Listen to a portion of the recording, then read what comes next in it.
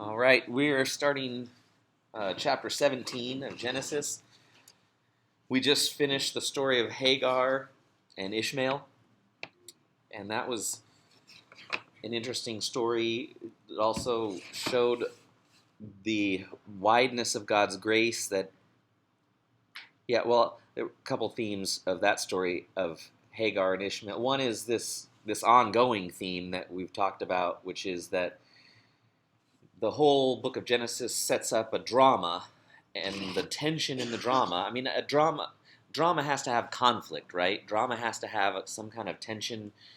There has to be some kind of opposition. So, in the way that the Genesis is structured around the drama of promise and fulfillment, and the drama or the conflict comes from whatever it seems to stand in the way of the fulfillment.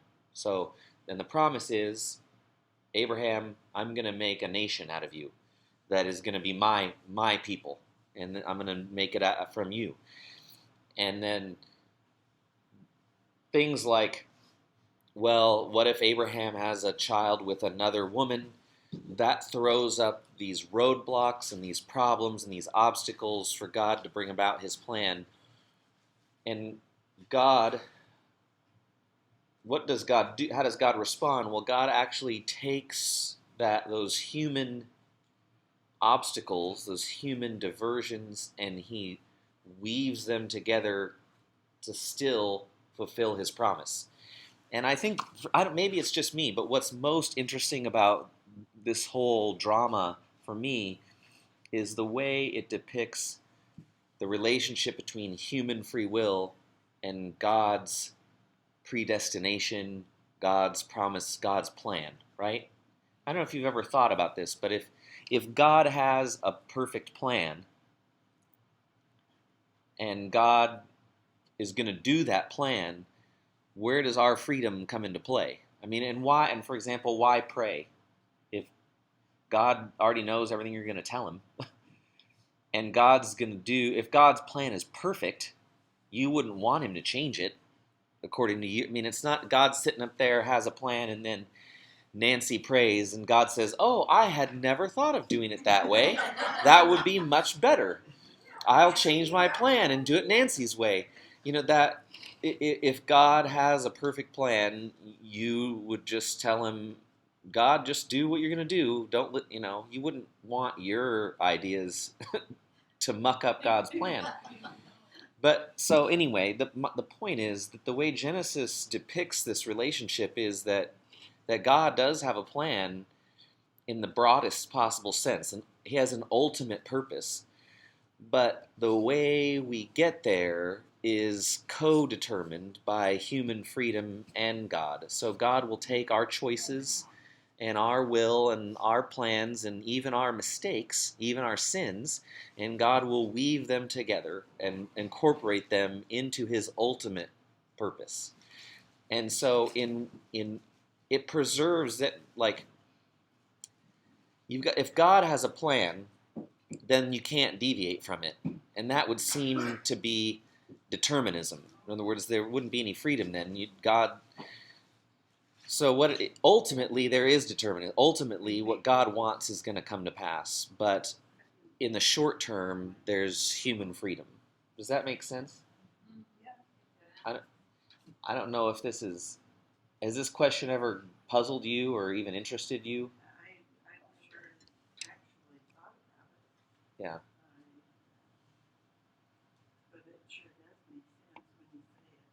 Yeah.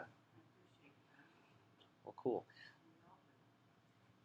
All right. Well, that's Hagar. Now we're gonna pick up 17, which is this is where we get circumcision from.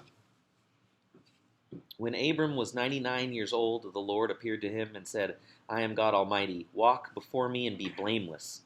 I will confirm my covenant between me and you and will greatly increase your numbers." That for Jews and Christians, the beginning of 17 is very formative for how we understand our role.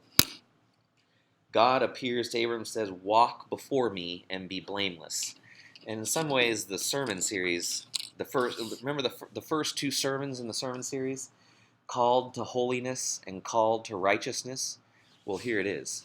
Walk before me, live in God's presence. That's what holiness is. And be blameless, be righteous. So our whole lives are supposed to be holy. We're supposed to walk before God, meaning we should, we come to church and we recognize that God is here. We make jokes like, God, don't strike me down, or you better not do anything bad in the church or think anything bad in the church because God's there. But here, what Abraham, or what God's saying to Abraham here is essentially, you have to, I'm always there. You have to live like I am in the room with you at all times. And so you walk before me, meaning you live all of your life right in my presence. And so you are in a holy space wherever you are. And then therefore be blameless, be righteous, be moral, be right in your conduct. And that's the obligation that is on Abraham's side. And this is actually the first time we've had this, I think the first time we've had this obligation. Up until now, God has just made the promise. Abraham, I'm going to do this for you. That's it. I'm just going to do this, and that's good. But there was no quid pro quo. It wasn't a deal like God's, I'm going to do this for you, you do this for me. The idea of a covenant introduces a little bit of quid pro quo. Now, it's not a business deal like you'd think of American businessmen coming together and making a deal, because it is totally God's initiative. God initiates this covenant, but it does now put some obligation on Abraham's part, right? God has his part. God is going to make Abraham a great nation, but now Abraham has a responsibility too in this relationship, which is Abraham has to walk before God and be blameless, which is, that's pretty hard. I don't know, to put it lightly or to understate it. So, but I want to say one other thing about covenant.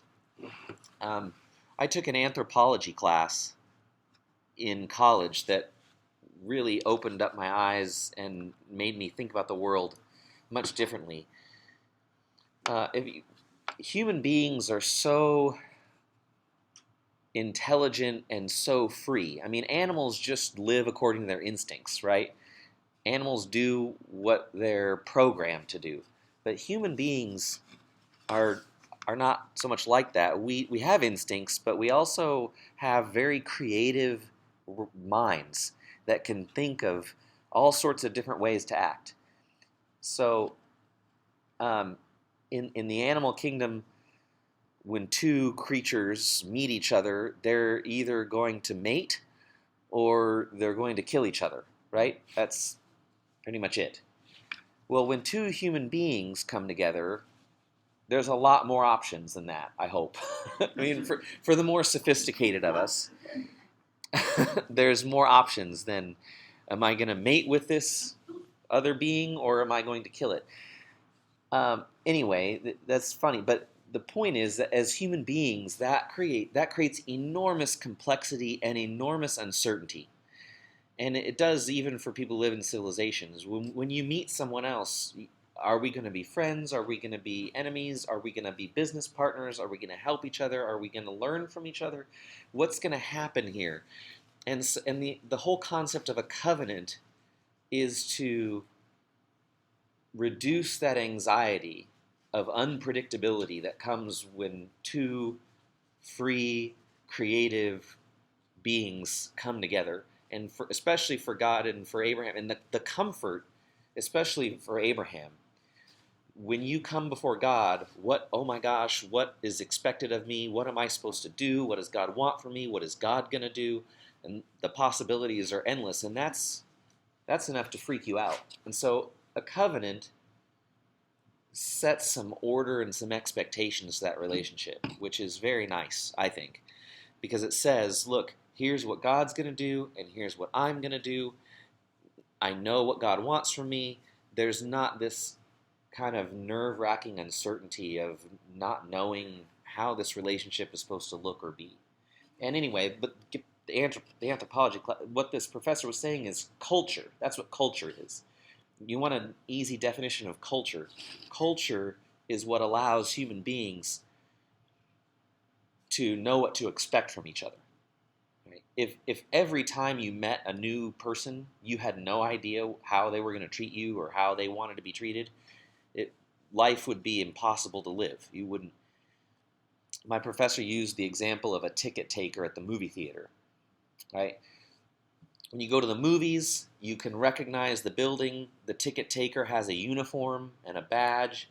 He stands in a certain place, and there's a key. There's all these cultural signs. His clothing, his location, the things that surround him, that tells you this is the ticket taker. He's going to ask for I'm going to give him my ticket. He's going to tell me which theater to go to. Our culture for each and every person we meet gives us expectations, and them of us. And that allows you to have a civilization. Whereas if you, without a culture, with each new person you met, you would have to start from scratch and think, what does this person want from me? How do I treat them? Why are they in front of me? Does that make sense? And so a covenant imposes or takes this volatile, potentially unpredictable relationship, and it sets boundaries and expectations on it. So, okay, here we go. Abraham's part, walk before me and be blameless. I will confirm my covenant between me and you and will greatly increase your numbers, and that's the promise. So there's an obligation and a promise. Abraham fell face down, and God said to him, as for me, this is my covenant with you. You will be the father of many nations. No longer will you be called Abram. Your name will be Abraham, for I have made you a father of many nations. I will make you very fruitful. I will make nations of you, and kings will come from you. I will establish my covenant as an everlasting covenant between me and you and your descendants after you for the generations to come, to be your God and the God of your descendants after you. The whole land of Canaan, where you are now an alien, I will give as an everlasting possession to you and your descendants after you, and I will be their God. That's the promise. We've heard it several times, but God keeps repeating the promise because, again, the narrator, the author of Genesis, doesn't want you to forget that this is the whole point of everything. I'm going to make you into a nation, and the nation is going to be mine, and I will be their God. And this is going back all the way to creation, where God made human beings in his image, but those human beings did not live up to expectations. So what is God going to do about that? Well, he's going to take some of those human beings and he's going to shape them into a nation that will live up to his expectations. Okay. Then God said to Abraham, as for you, you must keep my covenant, you and your descendants after you for the generations to come. So here's what I'm going to do, and here's what you're going to do. Every male among you shall be circumcised. You are to undergo circumcision, and it will be the sign of the covenant between me and you. So the circumcision is the sign of Abraham's side of the covenant, of the human side of the covenant, which is to walk before God and be blameless. Now, how does he express that? Well, he circumcises himself.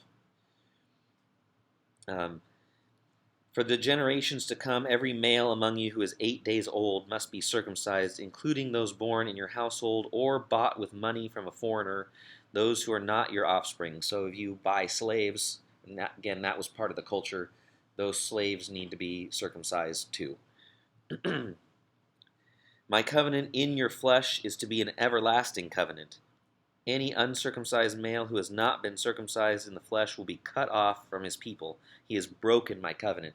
Now you can see why in the New Testament this is such a big deal.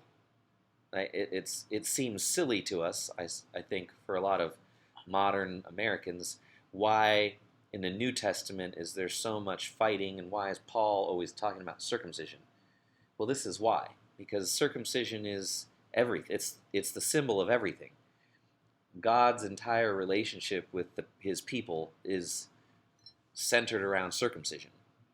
And circumcision is not just one one act of obedience. It is symbolic of all obedience. Circumcision is obedience. It symbolizes the entire covenant. It symbolizes the human obligation to walk before God and be blameless. All right. Verse 15, God also said to Abraham, "As for Sarai, your wife, you are no longer to call her Sarai. Her name will be Sarah. I will bless her and will surely give you a son by her. I will bless her so that she will be the mother of nations. Kings of peoples will come from her." Abraham fell face down. He laughed and said to himself, "Will a son be born to a man 100 years old? Will Sarah bear a child at the age of 90?" And Abraham said to God, "If only Ishmael might live under your blessing." So Abraham's still hoping his two-bit plan will work. And notice that he laughs, right? Abraham laughs at God's promise. He thinks it's ridiculous, right? God makes this promise, "I'll make you," and Abraham's like, "Psh, that's silly," and he laughs. He thinks it's absurd, and says, "God, why don't you just be sensible, right? And why don't you just fulfill this promise with Ishmael? Like, it's just do it that way." Then God said, "Yes, but your wife Sarah will bear you a son, and you will call him Isaac." And Isaac, if I don't know if anyone's ever told you this, but Isaac in Hebrew shares the same root with the word to laugh. So Isaac means laughter. So God turns the joke back. God says, "You're going to laugh at my promise, so we'll call this son Laughter." Right? So it's God is being witty here. I will establish my covenant with him as an everlasting covenant for his descendants after him. And as for Ishmael, I have heard you. I will surely bless him. I will make him fruitful and will greatly increase his numbers. He will be the father of 12 rulers, and I will make him into a great nation. But my covenant I will establish with Isaac, whom Sarah will bear to you by this time next year. So God he's realized he needs to be more specific for Abraham. I will make this covenant. I will give you a descendant through Sarah. Get this through your head, Abraham. I will give you a descendant through Sarah. Will bear to you by this time next year. So now it's even more specific. When he had finished speaking with Abraham, God went up from him. All right. Any comments or questions? I think it's the narrator is also depicting a God who is generous, right? A God who will even include, in a sense, Ishmael, this child. God cares about Ishmael also. It's God's God's mercy and grace is not narrow, it's wide.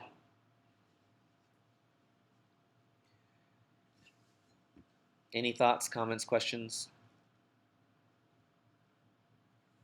Okay. On that very day, this is verse 23, Abraham took his son Ishmael and all those born in his household or bought with his money, every male in his household, and circumcised them, as God told him. Abraham was 99 years old when he was circumcised, and his son Ishmael was 13.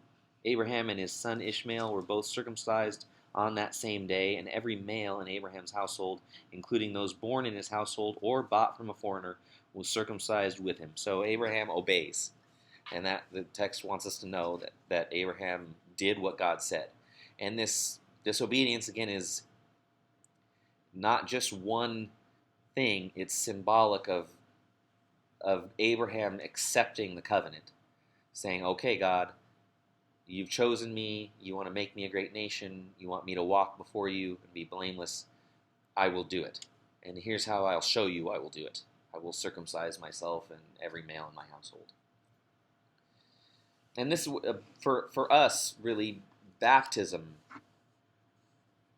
is very much analogous to correlating with circumcision. Okay? Baptism is our acceptance of our covenant with God.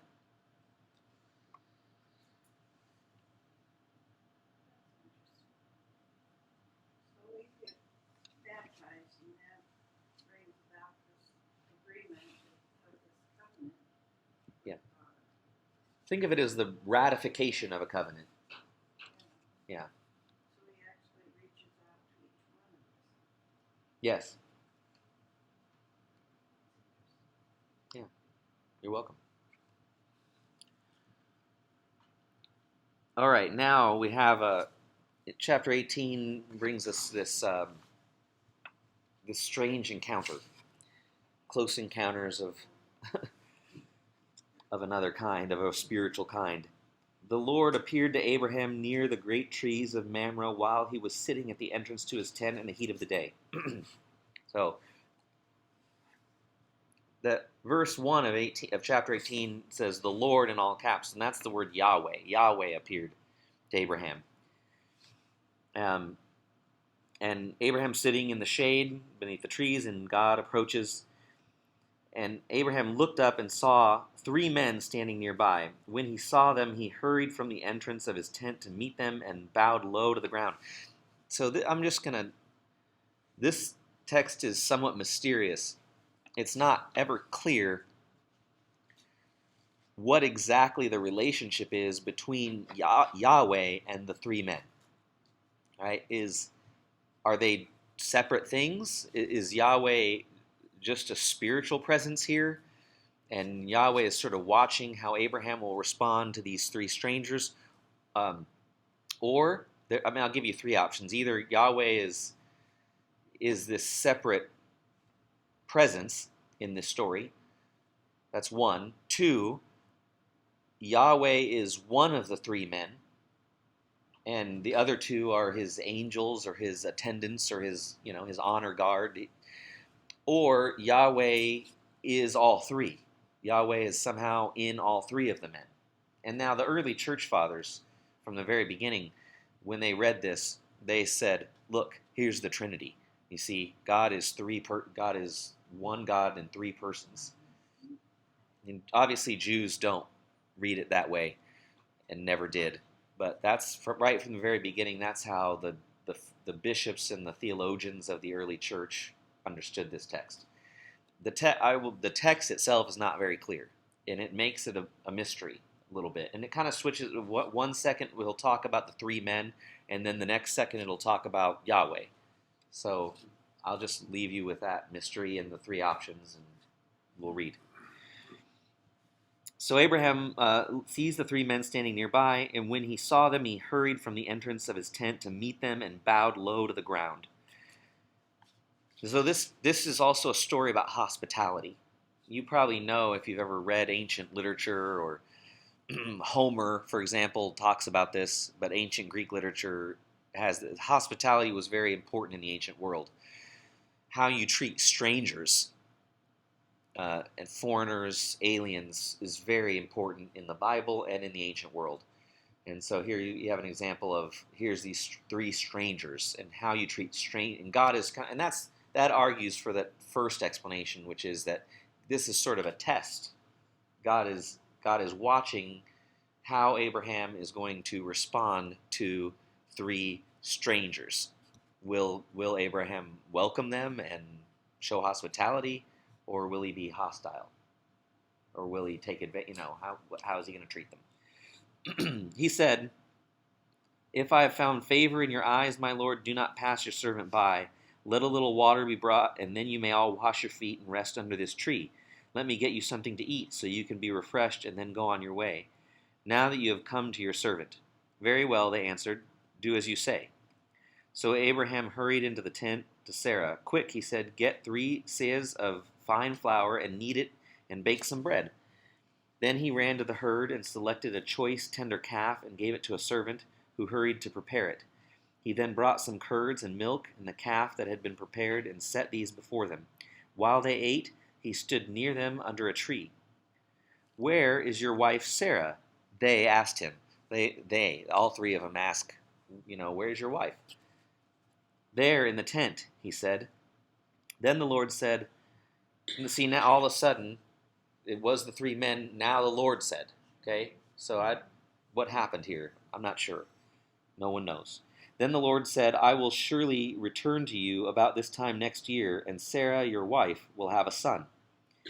Now Sarah was listening at the entrance. So, see, now, this could be God as a fourth presence and just speaking to Abraham, saying, "Look, you passed the test. You welcome these three strangers, and so now I'm gonna fulfill my promise. You've and this would be a test of his blamelessness, right? God has now asked something of him in that last chapter. You need to walk before me and be blameless. And the first test of that, well, the first test was circumcision, which is just, that's the agreement. I'm going to do this. I'm in. And then the second test is, okay, here's some strangers. Are you going to be blameless, righteous? And Abraham was. He welcomed them. He fed them. He went all out. He threw out all the what you what do you when you throw out all the stops. He puts on a big feast for them. So God here is saying, you pass the test, you're going to get your son. All right. Now Sarah was listening at the entrance to the tent, which was behind him. Abraham and Sarah were already old and well advanced in years, and Sarah was past the age of childbearing. So Sarah laughed to herself as she thought. So there's laughter again. Abraham laughed, and now Sarah laughs. So Sarah laughed to herself as she thought, after I am worn out and my master is old, will I now have this pleasure? She thinks it's ridiculous. She thinks it's absurd. Then the Lord said to Abraham, why did Sarah laugh and say, will I really have a child now that I am old? Is anything too hard for the Lord? I will return to you at the appointed time next year, and Sarah will have a son. So,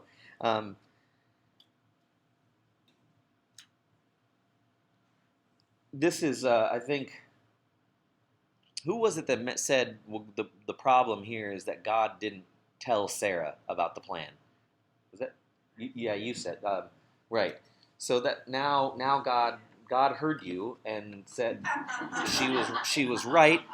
I should not just tell the husband, I should tell the wife too. And that's, of course, I don't know, in my house that's true. If you want to make plans with me, tell Sarah that you make the plans with Sarah. Don't make them with me, because I'll forget or whatever. But Sarah's the boss. You tell her the plan and it's going to work out. You tell me the plan and it's going to go wrong. You're exactly right, and God learns his lesson, and now he tells Sarah. All right. Sarah was afraid. Now, this is verse 15. Sarah was afraid, so she lied and said, I did not laugh. But he said, yes, you did laugh. You're not fooling God. I heard you laugh, he says. Now, there's one other thing I want to point out here. One interpretation of this passage is that it's customary in Jewish culture that when someone is sick or someone is recovering from an injury, that you come to visit them, right? And this is what our deacons do. Our deacons, when someone is sick, and I do it when I can, someone in our congregation is sick or in the hospital, I will go see them and pray with them, and our deacons do it too. And so one interpretation from the rabbis is that here, this is God is being a deacon. God is visiting because for a 90-year-old man to circumcise yourself, that's a serious surgery there. And so Abraham's laid up, recovering from his surgery, and God comes to pay him a visit. Right? So it's a pastoral call. Yeah, I'm serious. But the rabbis, that's one leading interpretation of the rabbis, is that's what God is doing here, is paying a pastoral call on his servant. So, all right, let's pick up the narrative again at verse 16. We've talked about this scene before. It's one of my favorites in the whole Bible, because I think it morally has a lot to teach us about the kind of person we should be. Now, remember that,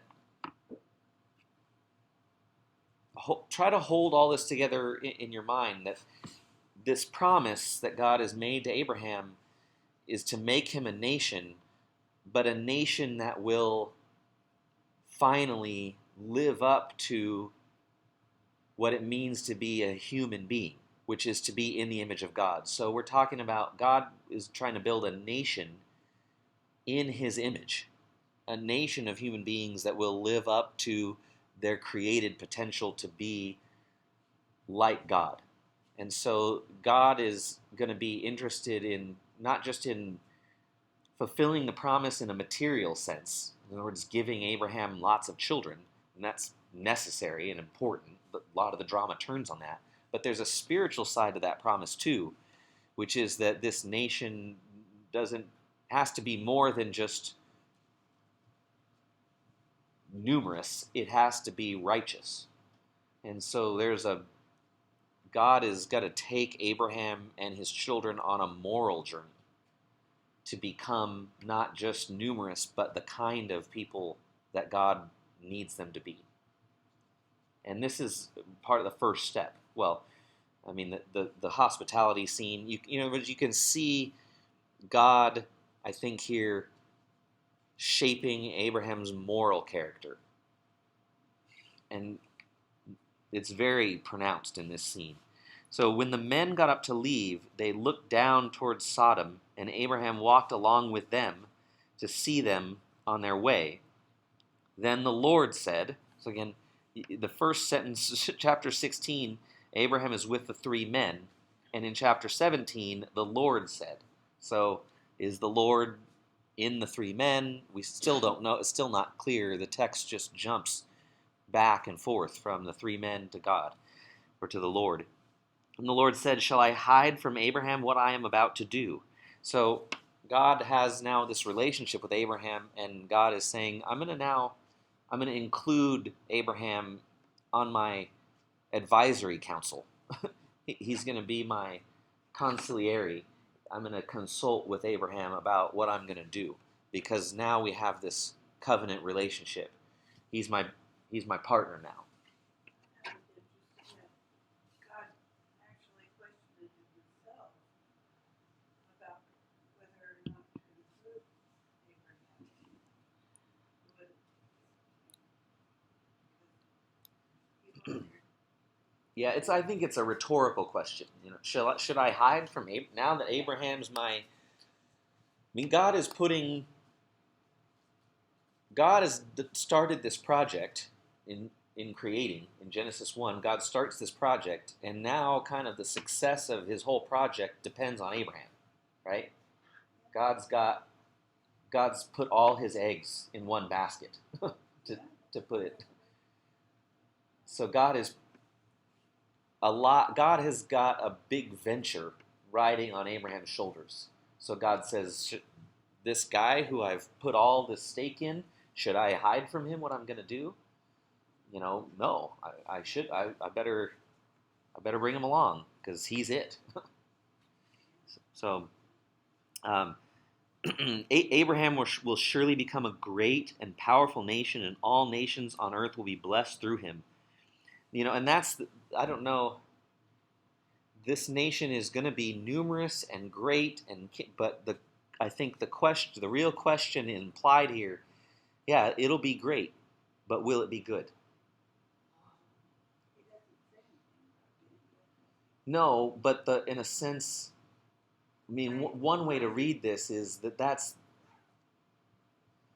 it's certain. The way the narrator has laid this out, it's certain that there's going to be a nation, and it's going to be vast and many and powerful. But the question is, will it be good? And that's actually the whole Old Testament. Is that's where the question is. Israel's going to become a nation, but will it be good? And that's been actually, I mean, God created human. They're going to be created. They're going to exist, but will they be what God meant them to be? That is where the uncertainty lies. I think it comes out in here somewhere along the line that there would be wars and rumors of wars or something to that effect. Well, that's in. So he knows in advance, because God knows everything and whatever is going to happen in the future. That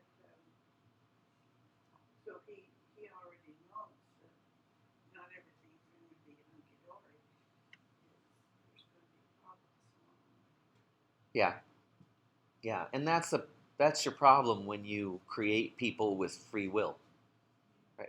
Who can choose is that God can make you, and that's certain, and God can have a plan, but again, the uncertainty here is, will human beings, will Abraham, will the nation of Israel be good? They are destined to be great, but whether they are good is up to them. And it's the same for us. Yeah. So I'm going to. Abraham will surely become a great and powerful nation, and all nations on earth will be blessed through him. For I have chosen him so that he will direct his children and his household after him to keep the way of the Lord by doing what is right and just, so that the Lord will bring about for Abraham what he has promised him. So God now brings up this the importance that this nation has to have these characteristics, right? It has to be great, powerful, numerous, but it also has to be righteous. And so I've got to make sure that this nation is righteous. And I don't think it's coincidental that now, right after God brings this up, he has this Socratic dialogue with Abraham, right? Well, let's read it. Um, Then the Lord said, the outcry against Sodom and Gomorrah is so great and their sin so grievous that I will go down and see if what they have done is as bad as the outcry that has reached me. If not, I will know. So God says, okay, I've heard bad things about this city. Um, there's no good things happening here. Let's go check it out. Let's do a reconnaissance mission. Okay? The men turned away and went toward Sodom, but Abraham remained standing before the Lord. Then Abraham approached him and said, will you sweep away the righteous with the wicked? What if there are 50 righteous people in the city? Okay, I'm going to stop here. What time is it? We have 15 minutes. Um, One thing that we have to talk about before we can dig into the story is the notion of collective guilt or collective punishment. It seems that's a concept that seems foreign to us and is foreign to us, and it often seems unjust to us, but it was the norm in the ancient world, and in a sense we are abnormal in always thinking of we think of guilt and responsibility as profoundly and extremely individualistic. Each person is judged for what they do. No one else should be judged for what anyone else does. I'm not, and we don't even, I mean, we take it to a pretty, just historically speaking, I'm not making a judgment on it whether it's good or bad. I'm just talking about historically and compared to other cultures, we are extremely individualistic. That we don't even always hold parents responsible for what their kids do, right? And that we are radically individualistic. Each person is judged as an individual, but that's abnormal historically. Other cultures think of things much more collectively, so that and we still there's still remnants of this, or at least in recent memory. I mean, I don't think even so much anymore, but let's just take, if you go back 50 years, if your daughter was pregnant out of wedlock, that brought shame on the family, right? Yeah. So that's an example of collective guilt. Like in a sense, the whole family falls under the guilt or the shame or the consequence for that pregnancy falls on the whole family, and that not too long ago was normal. Although now I don't think it may not be quite so bad, not much shame associated with it anymore. But just within recent memory, we can think of an example in our own culture of this idea of a collective responsibility. We also do it. We're a little bit less individualistic when it comes to collective or corporate pride. You know, we're proud to be Americans. We're proud to be from Nampa. You know, we have a sense of identity that's collective. And why should we be proud to be American? I mean, as an individual, why should you get anything from? I mean, does that make sense? If we are all just separate, distinct individuals, there should not be any honor just for being an American. It should all be based on what you do or who you are. But no, we have a collective identity, and we have a sense of pride and dignity that we think is bestowed on us because we are part of this group. So you have group identity, group pride, and group responsibility. And what I'm saying to you is, in the ancient world, things were much more skewed in that direction. A village, if someone in the village became a murderer or a thief, the whole village felt responsible, right? Because they felt responsible for each other. And I guess it goes back to Cain's question: Am I my brother's keeper? And if the answer is yes, then when someone in my village becomes a criminal, I am partly to blame because their moral, and I think it's yeah, our moral status is tied to those around us, and we have a vested interest in the moral status of the people in our community. That's why we have public education, right? Why do people with no kids have to pay taxes for education? Because we even in our radically individualistic society, at least for now, thank God, we still recognize that the community has a stake in every child and is responsible, in a sense, to make sure every child in a community grows up to be a decent citizen, right? We recognize to a very limited extent that we are partly responsible for each other. Anyway, this was much more pronounced in the ancient world, so that's, God is going to judge Sodom as a whole because a lot of people in it are wicked. And we would say, well, God shouldn't work like that. God should just judge individuals. But that's not what God judges the whole city, because they are all responsible for each other. They're all connected and related. But Abraham makes this point here: what if there are, Abraham's sort of Abraham's not making a case for radical individualism here. He's not saying you should judge each person individually. He's saying, well, if you're going to hold the whole group accountable for the sins of some, why wouldn't you give mercy to the whole group for the righteousness of some? You know what I mean? If I'm going to be liable for your sins, why shouldn't I also be the beneficiary of somebody else's righteousness if we're all connected? And that's what Abraham's arguing here. If guilt is collective to some extent and punishment is collective, well, shouldn't kind of righteousness and mercy be collective too?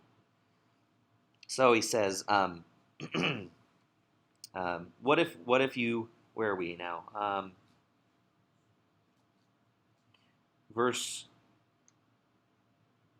23, then Abraham approached him and said, will you sweep away the righteous with the wicked? What if there are 50 righteous people in the city? Will you really sweep it away and not spare the place for the sake of the 50 righteous people in it? See, Abraham's not saying, why don't you just let the 50 righteous go and kill the rest? He's saying, why wouldn't you spare the whole just for the goodness of those 50 and spare everybody, right?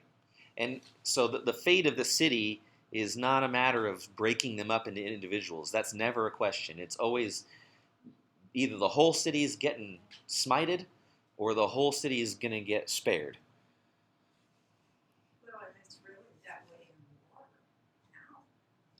They go in and Yeah. bomb the city, Yeah. Mm-hmm. Yeah, when we go to war, everybody pays the price when there's a war, and that's sad. So, yeah, it's salvation. The salvation or judgment of Sodom is all or nothing. But Abraham's arguing now that God should spare it just for the sake of 50. So, how does God answer? So now, verse 25, far be it from you to do such a thing, to kill the righteous with the wicked, treating the righteous and the wicked alike. Far be it from you. He says that twice. Abraham is reminding God of his character. You'd never do anything. You would not do that. You're good. So to kill the righteous with the wicked, treating the righteous and the wicked alike, far be it from you. Will not the judge of all the earth do right? And this is, you got to ask, does God need to be reminded that he's good? Or are we watching a scene between a master and a student, where I said a Socratic dialogue. I don't know if you've ever read Socrates, but Socrates will play the idiot with his students, right? And will say, well, he'll just start asking the student questions, and Socrates probably already knows all the answers, but he's allowing the student to develop their argument and develop their own thoughts. And that's, I think, what God is doing here with Abraham, is God is having a Socratic session here with him and allowing Abraham to develop his thought about who God is and what it means to be righteous and merciful. So the Lord said, if I find 50 righteous people in the city of Sodom, I will spare the whole place for their sake. Again, it's all or nothing, and God says, if I find 50, I'll let them all live. Then Abraham spoke up again. Now that I have been so bold as to speak to the Lord, though I am nothing but dust and ashes, what if the number of the righteous is 5 less than 50? Will you destroy the whole city because of 5 people? If I find 45 there, he said, I will not destroy it. Once again, he spoke to him, what if only 40 are found there? He said, for the sake of 40, I will not do it. Then he said, may the Lord not be angry, but let me speak. What if only 30 can be found there? He answered, I will not do it if I find 30 there. Abraham said, now that I have been so bold as to speak to the Lord, what if only 20 can be found there? He said, for the sake of 20, I will not destroy it. Then he said, may the Lord not be angry, but let me speak just once more. What if only 10 can be found there? God answered, for the sake of 10, I will not destroy it. When the Lord had finished speaking with Abraham, he left, and Abraham returned home. Now, one of the things the tradition says that I think is right is, why didn't God, the rabbis asked this, why didn't God make his covenant with Noah? Why didn't God make his covenant with Noah? Why didn't he make Noah a great nation and just do this with Noah? And one answer that the rabbis give is because when God did the same thing, remember, God came to Noah and God said, I'm going to destroy the world. And Noah said, okay. I mean, he didn't say anything, but Noah just goes along with it. When God comes to Abraham and says, I'm going to destroy Sodom, Abraham tries to plead for mercy. And that is why God makes a nation out of Abraham and not Noah, because Abraham is a better man. He's more merciful. He understands God's grace better. Abraham is morally superior to Noah in that, and the contrast is, when you think about it, the contrast is very stark. Noah did not object to God just wiping everybody out, but Abraham does.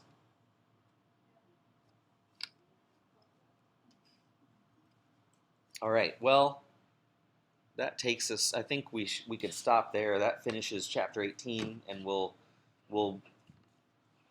spoiler, but God doesn't find 10 righteous people in Sodom. so it's going to get smited, and we'll read about that next week. So, yeah, he probably did. All right, thanks everyone.